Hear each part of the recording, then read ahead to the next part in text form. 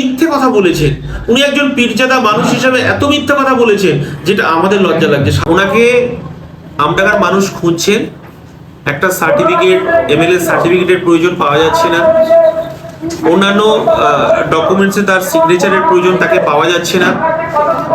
তো আমি আমডাঙ্গার জনগণ ভীষণ বিপদের মধ্যে আছে, আমডাঙ্গার মানুষ পস্তাচ্ছে।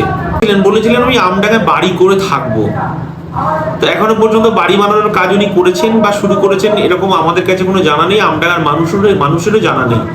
তারা তাদের মতো সংগঠন করছে, আইএসএফ এর মতো সংগঠন তৈরি করবে, এটাই তো স্বাভাবিক, কারণ সিপিআইএম একটা আলাদা রাজনৈতিক দল, আইএসএফ একটা আলাদা রাজনৈতিক দল। সেদিনকে বলেছিলাম গ্রাম বাংলায় একটা কথা আছে, বৃক্ষ তোমার নাম কি ফলেন পরিচয়তে। উনি জিতেছেন, একজন সরকারি, উনি একজন বিধায়ক, আমডাঙ্গার বিধায়ক।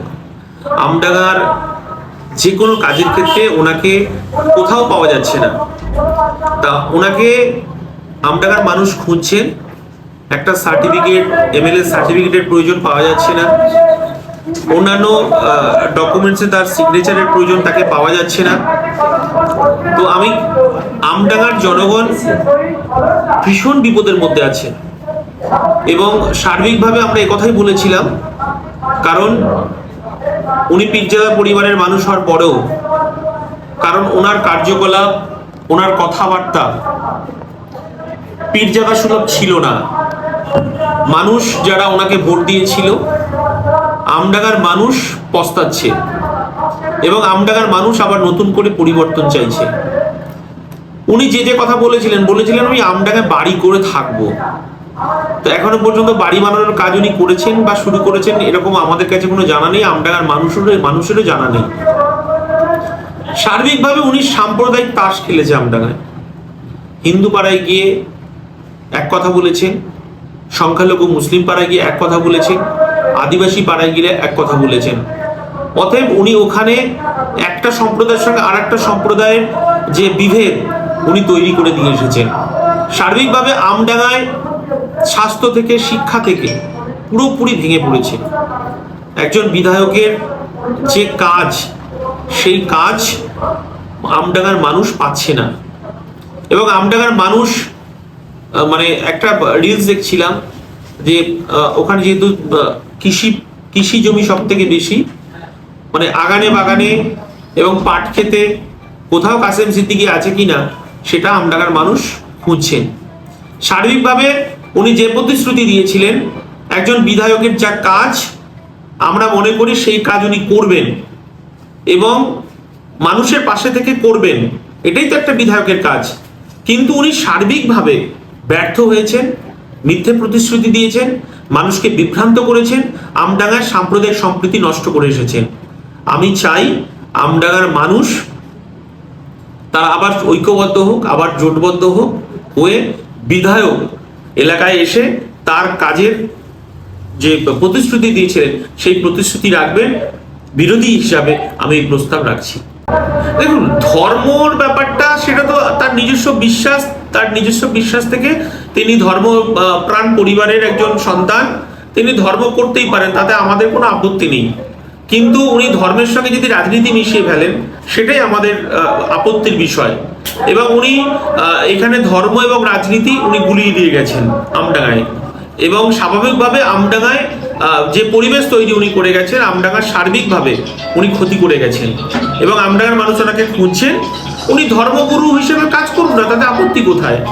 কিন্তু উনি যে কথা বলেছিলেন, আমাদের প্রাণপ্রিয় আমাদের দলের প্রতিষ্ঠাতা সম্পর্কে যে সমস্ত কথাবার্তা বলেছেন, আমাদের চেয়ারম্যান, আমাদের আইএসএফ এর চেয়ারম্যান, আমাদের প্রিয় বিধায়ক নওশাদ সিদ্দিকী সম্পর্কে যে সমস্ত কথাবার্তা বলেছেন, এবং আমরা মনে করি যে উনি যে কথা বলেছেন স্বাভাবিকভাবে তিনি বুঝতে পারছেন যে রাজনীতি করার ক্ষেত্রে অনেক কিছু স্যাক্রিফাইস করতে হয়।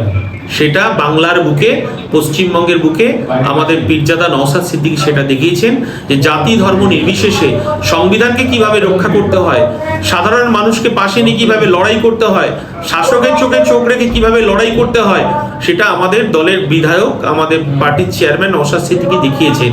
আমি মনে করব কাসেম সিদ্দিকীকে, উনি আমাদের নওশাদ সিদ্দিকীকে ফলো করুন। দেখুন স্বাভাবিকভাবে আমরা ইন্ডিয়ান সেকুলার ফ্রন্ট আমরা জোটবদ্ধ হয়ে লড়াই করেছিলাম।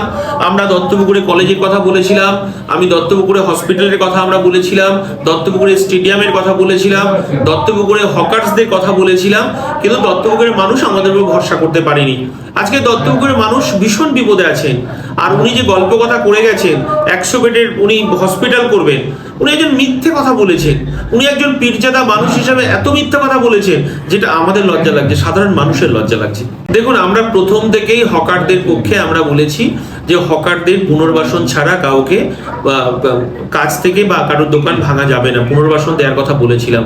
কারণ সরকার তো মানুষের জন্য, মানুষ আবার সরকারের জন্য, একে অপরের পরিপূরক। সেই ক্ষেত্রে সরকার যেভাবে বুলডোজারের পলিটিক্স, বিহার উত্তরপ্রদেশের যে পলিটিক্স নিয়ে এসেছে এই বাংলায়, এবং আপনারা দেখেছেন প্রথম বুলডোজারের মুখোমুখি দাঁড়িয়েছেন আমার দলের চেয়ারম্যান নওশাদ সিদ্দিকী, তফসিয়াতে আপনারা দেখেছেন। আমরা বলছি শ্রমজীবী মানুষ যারা ভুল পথে চালিত হয়ে, যারা বিজেপিকে ভেবেছিলেন যে এই বাংলায় তারা রূপকার হিসাবে বাংলা, সোনার বাংলা তৈরি করবেন বিজেপি, এটা তৃণমূল কংগ্রেসের পার্ট 2 সরকার চলছে। অতএব এখানে মানুষের পরিবর্তন, মানুষের বেঁচে থাকার যে সংকট তৈরি করেছে বিজেপি এবং বিজেপি সরকার, সেটা আমরা রাস্তাতেই বুঝে নেব। রাস্তাই আমাদের রাস্তা। আমরা বুলডোজারের বিরুদ্ধে এবং শ্রমজীবী মানুষের পুনর্বাসনের জন্য আমাদের লড়াই জারি থাকবে।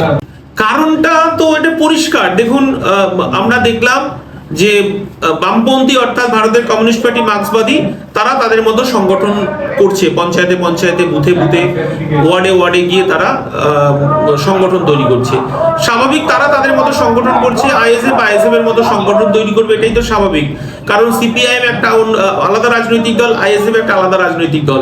সবাই সবার দলের নিজস্ব কর্মসূচি আছে, নিজস্ব এজেন্ডা আছে।